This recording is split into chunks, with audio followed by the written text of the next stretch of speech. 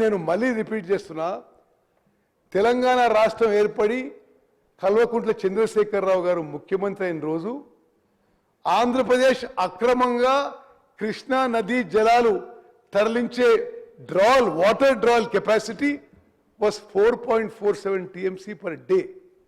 In 10 years of TRS government, Andhra Pradesh has increased their infrastructure to illegally divert Krishna waters from backwater of Srisalem and increased it to 13.16 TMC per day.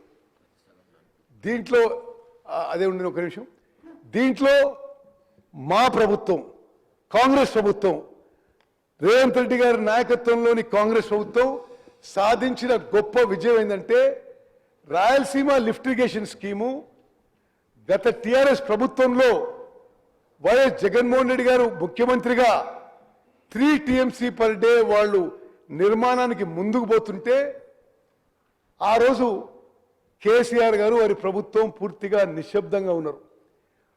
మన ప్రభుత్వం వచ్చిన తర్వాత Rayalaseema lift irrigation scheme ఏదైతే కృష్ణా నదీ జలాలు 3 TMC per day drawing capacity ఉందో కేంద్ర ప్రభుత్వం మీద ఆంధ్రప్రదేశ్ ప్రభుత్వం మీద ఒత్తిడి తీసుకొచ్చి Rayalaseema lift irrigation scheme Andhra Pradesh పనులు ఆపించిన ఘనత మా ప్రభుత్వం దక్కిందని చెప్పి మనం చెప్తాం. నెక్స్ట్ అదేవిధంగా మాటి మాటికి కృష్ణా నదీ జలాల్లో ఓహో మేము అద్భుతాలు చేసినామని చెప్తుంటారు.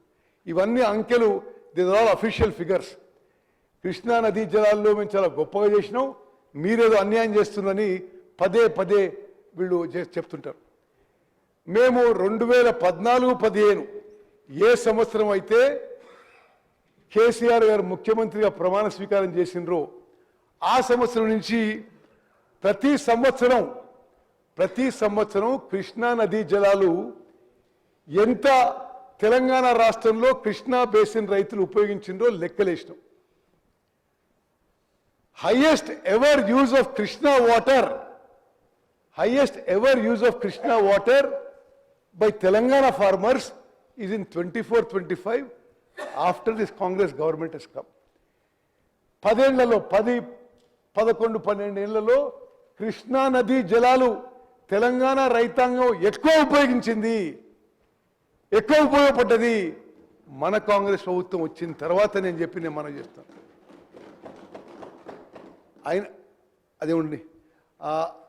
అయినా సరే దీంట్లో కూడా ఒక ముఖ్యమైన విషయం మీకు చెప్పాలి. కేవలం 299 TMC మనకి సరిపోతాయి, 512 TMC ఆంధ్రాకి ఇవ్వండి అని గతంలో ఉన్న బీఆర్ఎస్ ప్రభుత్వం ఒప్పుకుంది. మనం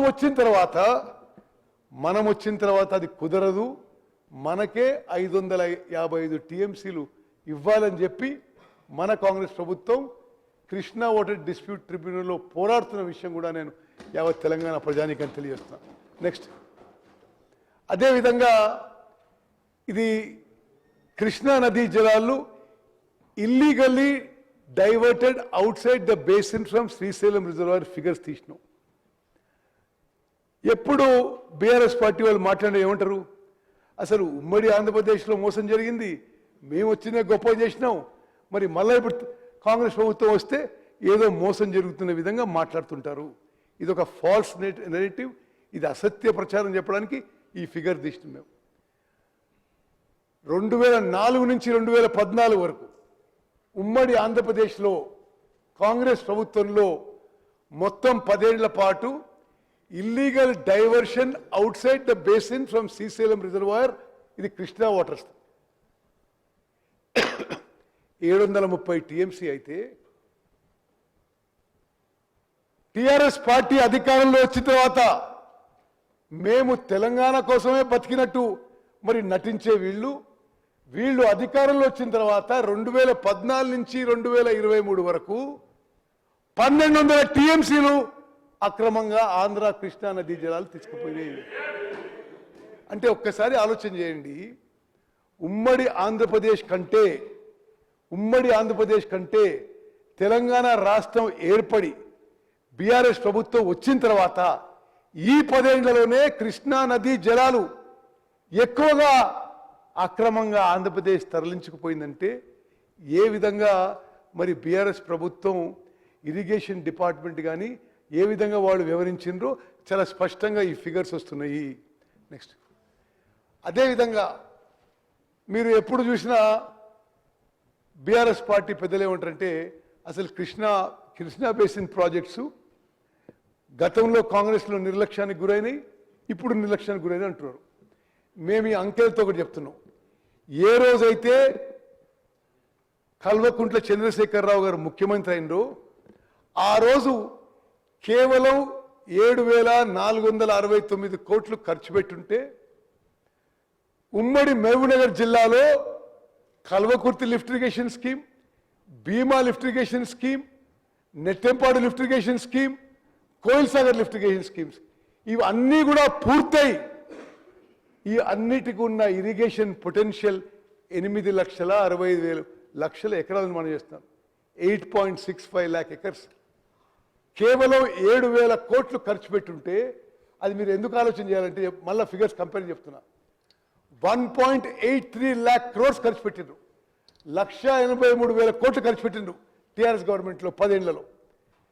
1,83,000 కోట్లు ఖర్చు పెట్టి కేవలం 7,469 కోట్లు ఈ కల్వకుర్తి, భీమా, నెట్టెంపాడు, కోయిల్ సాగర్ మీద నవంబర్ 2023 నుంచి వాళ్ళ అధికారులు వచ్చిన డిసెంబర్ 2023 నుంచి ఖర్చు పెట్టుంటే ఈ ప్రాజెక్టులు పూర్తయి 8,65,000 ఎకరాలకి ఉమ్మడి మహబూబ్నగర్ జిల్లాలో నీళ్ళు అంది అనే విషయాన్ని మనం చేస్తున్నాం.